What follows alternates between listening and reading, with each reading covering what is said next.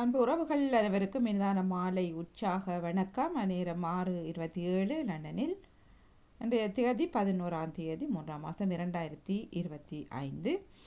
இப்பொழுது ஆரம்பமாகின்றது ஐரோப்பாவின் முதல் தமிழ் குரலான சன்ரைஸ் செய்தி வானொலி. சன்ரைஸ் செய்திகள் இன்றைய நாளில் செய்திகளுடன் வருபவர்கள் செல்வி நித்யானந்தன் அவர்கள் இன்றைய நாளுக்கான செய்திகளுடன் மற்றும் திங்கள் பொழுதுக்கான செய்திகளுடன் நகுலவதி தில்லைத்தேவன் அவர்கள் மற்றும் புஷ்பகலா பிரபாகரன் அவர்கள் இணையும் நேரமாக அமைகின்றது. அனைத்து 3 செய்தி வாசிப்பாளர்களுக்கும் எங்களது நன்றி வாழ்த்துக்களை கூறியபடி இன்றைய நாளுக்கான செய்திகளுடன் வருகின்றார் செல்வி நித்யானந்தன் அவர்கள். மிக்க நன்றி, வணக்கம். பாருங்கள்.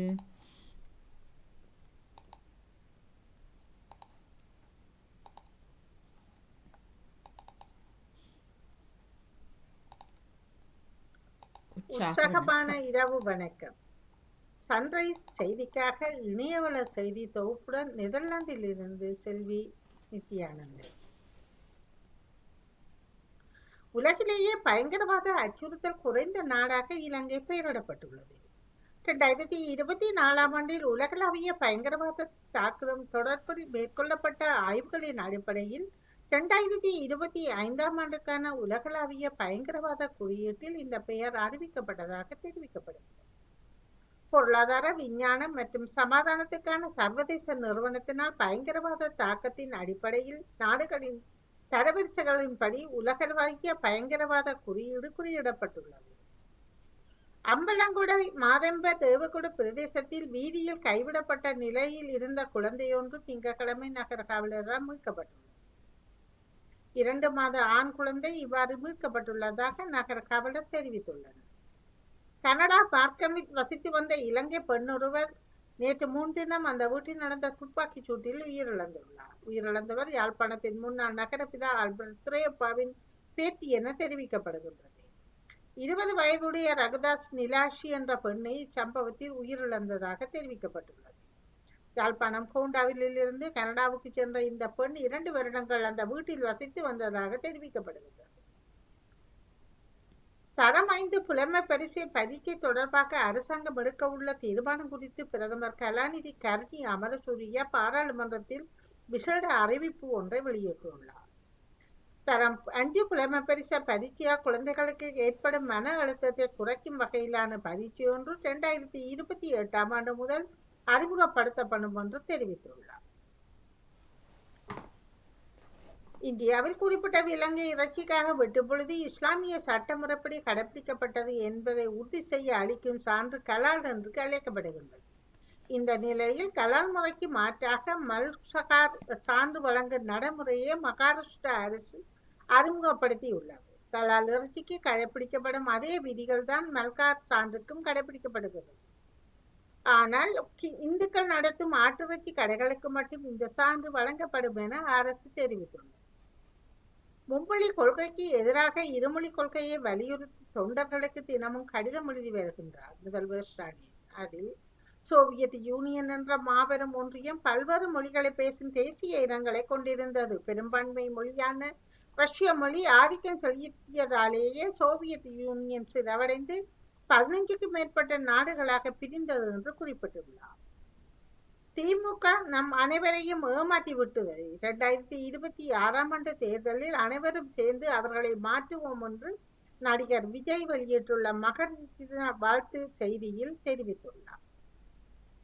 இந்தோ பசிபிக் பிராந்தியத்துக்கான பல நாடுகளின் பயணத்தின் ஒரு பகுதியாக அமெரிக்க உளவுத்துறை இயக்குனர் துளசி கப்பட் இந்தியாவுக்கு செல்ல உள்ளார்.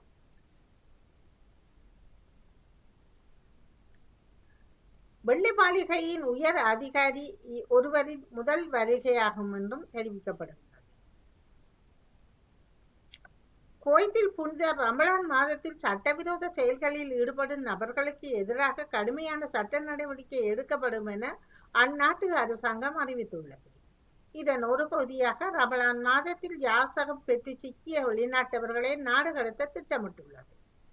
ஜெர்மனி முழுவதும் திங்கட்கிழமை நடைபெற உள்ள பாரிய பணி பகிஷ்கரிப்பின் ஒரு பகுதியாக விமான ஊழியர்கள் வெளிநடப்பு செய்ததால் ஞாயிற்றுக்கிழமை கம்பக் விமான நிலையத்தில் 300 விமானங்கள் ரத்து செய்யப்பட்டதாக தெரிவிக்கப்பட்டுள்ளது.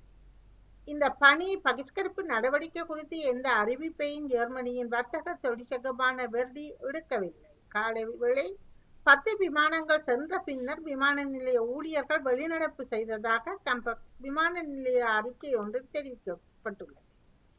இந்த பணி பகிஷ்கரிப்பினால் விமான நிலையத்துக்கு வருகை தரவிருந்த 144 விமானங்கள், புறப்படவிருந்த 139 விமானங்கள் ரத்து செய்யப்பட்டுள்ளது. இதனால் 40,000க்கும் மேற்பட்ட பயணிகள் பாதிப்படைந்ததாக தெரிய வந்துள்ளது. ரஷ்ய தலைநகர் மொஸ்கோவின் மீது உக்ரைன் நடத்திய ஆளில்லா விமான தாக்குதல் இடம்பெற்றுள்ளதாக தெரிவித்துள்ள அதிகாரிகள் ஒருவர் கொல்லப்பட்டுள்ளார் என குறிப்பிடப்பட்டுள்ளது. ஹீத்ரோ விமான நிலைய சுரங்கப்பாதையில் ஏற்பட்ட திடீர் தீ விபத்தின் காரணமாக முக்கிய சாலைகள் மூடப்பட்டுள்ளன. பிரித்தானியாவின் ஹீத்ரோ விமான நிலைய சுரங்கப்பாதையில் அதிகாலை ஏற்பட்ட திடீர் தீ விபத்து காரணமாக விமான நிலையத்துக்கு செல்லும் முக்கிய சாலை மூடப்பட்டதால் பயணிகள் பெரும் பாதிப்பை சந்தித்துள்ளனர். நாட்டின் பல பகுதிகளில் வேகமான காற்று மற்றும் புயல் போன்ற அனர்த்தங்கள் பதிவாகும் நிலை வானிலை அவதானிப்பு மையம் எச்சரித்துள்ளது. பிரான்சில் கோடைகால பயணிகளுக்கான ஒய்கோ பயணச்சீட்டுகள் நாளை முதல் விற்பனைக்கு வர உள்ளன. குளிர்காலத்தை முடித்துக்கொண்டு அடுத்த பருவகாலத்தை எதிர்கொள்ள நாடு தயாராகிறது. நாண்டுதோறும் இடம்பெறும் நேர மாற்றம் இடம்பெற உள்ளது. இம்மாதம் மார்ச் மாதம் 30ஆம் தேதி நள்ளிரவு இந்த நேர மாற்றம் பதிவாகின்றது. அதிகாலை 2 மணிக்கு நேரத்தினை 1 மணி நேரம் அதிகமாக 3 மணியாக மாற வேண்டும். இந்த நடைமுறை ஜெர்மனி, இங்கிலாந்துக்கு பின்னர் பிரான்சில் முதன்முறையாக 1916ஆம் ஆண்டு அறிமுகப்படுத்தப்பட்டது. குளிர்காலத்தை முடித்துக்கொண்டு அடுத்த பருவகாலத்தை எதிர்கொள்ள தயாராக இருக்கின்றது. ஆண்டுதோறும் இடம்பெறும் நேர மாற்றம் இடம்பெற உள்ளது. தொடர்வது விளையாட்டு செய்திகள். ரோஹித் சர்மா மற்றும் விராட் கோலி ஒலிம்பிக்கில் ஆட வேண்டும் என ஸ்ரீசாந்த் கூறியுள்ளார். சாம்பியன் டிராபி தொடரின் இறுதிப் போட்டி நாளைய தினம் துபாயில் நடைபெற உள்ளது. இதில் இந்தியா மற்றும் நியூசிலாந்து அணிகள் மோத உள்ளது. ரோஹித் சர்மா தலைமையிலான இந்திய அணி கோப்பையை வெல்லும் என்றும் அதிக பந்துகள் குவித்து விராட் கோலி கோல்டன் பெல்ட் வாங்குவார் என எதிர்பார்ப்பில் ரசிகர்கள் உள்ளனர். செய்திகள் நிறைவடைகின்றன. நன்றி, வணக்கம். இனிய மாலை வணக்கம். சூரியோதயம் சன்ரைஸ் செய்தி பாகம் 205 நவுலவதி தில்லை தேவன். லண்டன் டென்மார்க் செய்தி. டென்மார்க்கில் 400 ஆண்டு பழமை வாய்ந்த தபால் சேவை முடிவுக்கு வந்திருக்கிறது. டென்மார்க்கில் ஆன்லைன் மூலமாகவும் டிஜிட்டல் மூலமாக சேவைகள் கூடுதலாக செல்வதனால் தபால் சேவை மந்த நிலை அடைகிறது. இந்த போஸ்ட் தபால் சேவை நிறுவனத்தில் 4600 பணியாட்கள் வேலை செய்கிறார்கள். இதில் 1500 பயணிகள் வேலை இழக்க நேரிடும் என்று அவர்கள் தெரிவிக்கிறது. இங்கிலாந்து செய்தி. லண்டன் மத்திய பகுதியில் ராட்டினம் ஒன்று, அதாவது லண்டன் ஐ, அது ராட்டினம் 25 வயதை தொடுகிறது. இது அடையாள சின்னமாகும். இதில் சவாரி செய்தால் லண்டன் மத்திய பகுதியை சுற்றி பார்த்ததுக்கு பார்வையிடலாம். அதில் இருந்து கொண்டு இது அதிகமான பல்லாயிரக்கணக்கான மக்களால் பார்வையிட்ட ஒரு பகுதியாக இதில் ஏறி இறங்குவதற்கு 50 பவுண்ட்கள் செலவாகும். பிரான்சில் இருந்தும் பிரித்தானியாவுக்கும் ஐரோப்பிய ஒன்றிய நாட்டு பயணிகள் பிரித்தானியாவுக்குள் வருவதற்கு இனி சித்திரை மாதம் 2ஆம் தேதியில் இருந்து ETA என்னும் மின்னணு பயண அங்கீகாரம் பெற வேண்டும். இதை பெறுவதற்காக பங்குனி மாதம் 5ஆம் தேதியில் இருந்து அந்த ஆன்லைன் மூலம் இதனை விண்ணப்பித்து இதனை பெற்றுக்கொள்ளலாம் என்று உள்துறை அலுவலகம் தெரிவித்திருக்கிறது. இது 2 வருடங்கள் செல்லுபடியாகும் என்றும் சித்திரை 2ஆம் தேதியில் இருந்து இதுக்கு நடைமுறைக்கு வரும் என உள்துறை அலுவலகம் தெரிவித்திருக்கிறது. மத்திய லண்டன் பிக் பென்னில் எலிசபெத் கோபுரத்தில் வெஸ்ட்மினிஸ்டர் அரண்மனையின் மீது ஏறியவரை காவல்துறையினர் கைது செய்திருக்கிறார். சனிக்கிழமை அதிகாலை 7:40 மணி அளவில் பாலஸ்தீன கொடியை கொண்டு பாலஸ்தீனத்தை விடுவிக்க கோஷம் எழுப்பியபடி அந்த கோபுரத்தின் மீது ஒருவர் ஏறினார். அப்போது அவசர சேவைகள் அழைக்கப்பட்டு அவர் வெறுங்காலுடனும் அவர் அணிந்திருந்த ஆடைகள் போதாமையும் இருந்தது. குளிர் ஒரு பக்கம். இதனால் அவருடன் பேசி இறங்குமாறு கூறியும் அவர் இறங்காமல் சுமார் 16 மணி நேரத்துக்கு மேலாக அந்த கோபுரத்தில் இருந்தார். பின்னர் அவர் இறங்கிய போது காவல்துறையினர் அவரை கைது செய்திருக்கிறார்கள். 7/4/25 முதல் பிரித்தானியாவில் 5 பென்ஸ்களால் முதல் தர தபால் முத்திரை விலை கூடு உயருகிறது. இது ஒரு பவுன் 70 பென்ஸாக உயரும் எனவும், 2வது தர கிளாஸ் அதாவது செகண்ட் கிளாஸ் முத்திரை 2 பென்ஸ்களால் உயரும் எனவும், அதாவது 87 பென்ஸ்கள் அதையாக இருக்கும் என ரோயல் மெயில் தெரிவிக்கிறது. இது இந்த பணத்தினை இவர்கள் அதிகரித்து வரும் செலவினை சமாளிப்பதற்காக என்று இந்த நிறுவனம் கூறுகிறது. பிரித்தானியாவில் பின்தங்கிய பகுதிகளில் இருக்கும் பாடசாலைகள் நேசரிகளில் இருக்கும் குழந்தைகளை பல் துலக்கும் திட்டத்தின் கீழ் இக்குழந்தைகளை பல் துலக்கும் போது அவர்கள் கண்காணிக்க வேணும் என்று அரசாங்கம் கேட்டிருக்கிறது.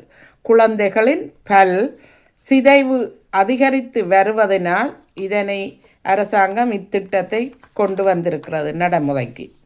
2025ஆம் ஆண்டு பர்மிங்ஹாமில் நடைபெற்ற நாய் கண்காட்சி.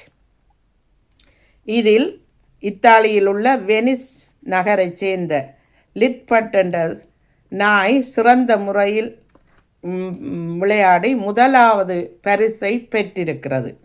இதற்கு சுமார் கோப்பையை கொடுத்து 200 பவுண்ட்ஸ்கள் கொடுக்கப்பட்டிருக்கிறது. இதில் 1800 நாய்கள் இதில் பங்கு பெற்றிய போதில் இந்த நாய்தான் சிறப்பாக இருந்ததென்று அங்கு தேர்வு செய்யப்பட்டிருக்கிறது. லிட்பட் நிகழ்ச்சியில் வெற்றி பெற்ற நாய் இதுவாகும் என்று அவருடைய வளர்ப்பு ஆளர் இது ஒரு கனவாகிறது என்று வியப்படைந்தேன் என்றும் அவர் கூறியிருக்கிறார்.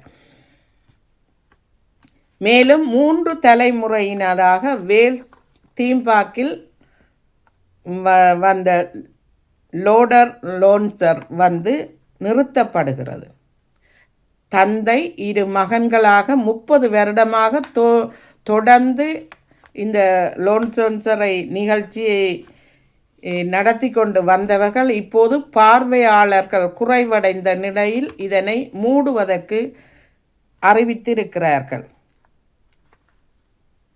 சுவிஸ் மக்கள் பிரித்தானியாவுக்கு வருவதற்கு முக்கிய செய்தியாக ஆண்டொன்றுக்கு இங்கு 2 மில்லியன் மக்கள் சுவிஸ் மக்கள் வருகிறார்கள். இவர்கள் இனி வரும்போது கட்டாயமாக இந்த ETA என்ற மின்னணு அங்கீகாரத்தை பெற வேண்டும். இதற்காக சுவிஸ் பிராங்களாக 11.50 ஆக கட்ட வேண்டும் என உள்துறை அரசாங்கம் தெரிவித்திருக்கிறது. நன்றி, வணக்கம். மிக்க நன்றி, வணக்கம். சிறப்பு வாழ்த்துக்கள் நகுலவதி அவர்களே. இலங்கை செய்திகள் வாசிப்பது புஷ்பகலா பிரபாகரன். கடவுச்சீட்டுக்காக காத்திருக்கும் வெளிநாட்டவர்கள். புதிய வெளிநாட்டு கடவுச்சீட்டு தேவைப்படும் 26,000க்கும் அதிகமான வெளிநாட்டவர்கள் விண்ணப்பங்களை சமர்ப்பித்துள்ளதாக வெளிவிவகார மற்றும் வெளிநாட்டு வேலைவாய்ப்பு பிரதி அமைச்சர் அருண் கோமசந்திரன் தெரிவித்துள்ளார். குறித்த விண்ணப்பங்கள் வெளிநாடுகளில் உள்ள இலங்கை தூதரகங்கள் மற்றும் உயர் ஸ்தானிகர்களினால் பெறப்பட்டுள்ளதாகவும் ஏறத்தாழ 2 வருடங்களாக அவை நிலுவையில் உள்ளதாகவும் குறிப்பிடப்பட்டுள்ளது. நாடு கடத்தப்பட்ட 15 இந்தியர்கள். இலங்கையின் குடிவரவு மற்றும் குடியகழ்வு திணை விதிமுறைகளை மீறி சுற்றுலா விசாக்களின் கீழ் நாட்டுக்கு வருகை தந்துள்ள 15 இந்தியர்கள் நாடு கடத்தப்பட்டுள்ளனர். குறித்த அனைவரும் கட்டுநாயக்க விமான நிலையத்தில் இலவசமாக வழங்கப்பட்ட சுற்றுலா விசாக்களின் கீழ் நாட்டிற்கு வருகை தந்துள்ளனர் எனவும், ஜாலில் மத பிரச்சார பணியிலும் தளபாடங்களில் சிற்ப வேலைப்பாடு செய்யும் பணியிலும் ஈடுபட்டு வந்துள்ளனர் எனவும் தெரிய வந்துள்ளது. தபால் தொழிற்சங்கங்கள் தபால் தொழிற்சங்கங்கள் எதிர் 18ஆம் திகதிக்கான பணி புறக்கணிப்பில் ஈடுபட உள்ளன. தபால் திணைக்கள நீண்டகால பிரச்சனைகளுக்கு அதிகாரிகள் தீர்வு காண தவறியதை அடுத்து அனைத்து தபால் தொழிற்சங்கங்களும் வேலை நிறுத்தத்தில் ஈடுபட தீர்மானித்துள்ளதாக தெரிவித்துள்ளது. அமெரிக்க இலங்கை வருகை. உலக புகழ்பெற்ற அமெரிக்க இசைக்கலைஞர் அலோப்லா 3 நாள் விஜயம் மேற்கொண்டு இலங்கைக்கு வருகை தந்துள்ளார். உலகெங்கிலும் உள்ள 22 நாடுகளில் இசைக்கர வரிசையில் முதலிடத்தில் உள்ள அவர் அமெரிக்காவில் கிராமிய விருதுகளுக்கு பரிந்துரைக்கப்பட்டவர்களில் ஒருவராவார். அமெரிக்க இசைக்கலைஞரும் தொழில் முனைவோருமான அலோப்லா இலங்கையில் சுகாதாரத்துறையில் முதலீட்டு திட்டங்களை ஆரம்பிப்பது தொடர்பில் கலந்துரையாடுவதற்காகவே நாட்டுக்கு வருகை தந்துள்ளதாக தெரிவிக்கப்பட்டுள்ளது. புதிய கல்வி மறுசீரமைப்பு. இலங்கையில் 2026ஆம் ஆண்டில் புதிய கல்வி மறுசீரமைப்பு தொடங்கப்படும் என்று பிரதமர் கலாநிதி கரணி அமரசூரிய தெரிவித்துள்ளார். இதற்கான தயாரிப்பு செயல்முறை 2025 நடைபெறும் என்று பிரதமர் கரணி அமரசூரிய கூறியுள்ளார். கல்வி, உயர்கல்வி மற்றும் தொழிற்கல்வி தொடர்பான அமைச்சர் ஆலோசனை குழு சமீபத்தில் நாடாளுமன்றத்தில் கூடிய போது பிரதமர் இக்கருத்தினை வெளியிட்டுள்ளார். எண்ணிக்கையில் ஏற்பட்ட அதிகரிப்பு. நாட்டில் சிறுநீரக நோயால் பாதிக்கப்பட்டவர்களின் எண்ணிக்கை அதிகரித்துள்ளதாக சுகாதார அமைச்சு தெரிவித்துள்ளது. அதன்படி நாட்டில் 2.2 மில்லியன் மக்கள் சிறுநீரக நோயால் பாதிக்கப்பட்டுள்ளனர். நீரிழிவு நோய் காரணமாக சிறுநீரக நோயால் பாதிக்கப்பட்டவர்கள் எண்ணிக்கையிலும் அதிகரிப்பு ஏற்பட்டுள்ளதாகவும் தெரியவந்தது. நீச்சல் தடாகத்தை விடுக்க கோரிக்கை. முல்லைத்தீவு மாவட்டம் புதுக்குடியிருப்பு இரணைப்பாலை பகுதியில் தமிழீழ விடுதலை புலிகளால் பயன்படுத்தப்பட்ட நீச்சல் தடாகம் தற்போது இராணுவத்தினர் வசம் உள்ளது. இந்நிலையில் குறித்த நீச்சல் தடாகத்தை முல்லைத்தீவு மாவட்ட விளையாட்டு துறையினர் வளர்ச்சிக்கு பயன்படுத்தும் வகையில் நீச்சல் பயிற்சிகளை விளையாட்டு வீரர்கள் பெறும் வகையிலும் பயன்படுத்துவதற்கு வடமாகாண ஆளுநர் வேதநாயகத்திடம் கோரிக்கை ஒன்று விடுக்கப்பட்டுள்ளது. இத்துடன் இணையவள தொகுப்பின் செய்திகள் நிறைவடைகின்றன. நன்றி. மிக சிறப்பு, மிக்க நன்றி. வணக்கம் புஷ்பகலா. வணக்கம். இன்றைய நாளுக்கான செய்திகளுடன் செல்வி நித்யானந்தன் அவர்களும் மற்றும் நேற்று திங்களுக்கான செய்திகளுடன் நகுலபதி தில்லைத்தவன் அவர்கள் மற்றும் புஷ்பகலா பிரபாகரன் அவர்கள் அணிந்திருந்தார்கள். அனைத்து செய்தி வாசிப்பாளர் பெண்மணிகளுக்கும் எங்களது நன்றி வாழ்த்துக்களை கூறியபடியே நிறைவுக்கு வருகின்றது சன்ரைஸின் செய்திகள். நன்றி, வணக்கம்.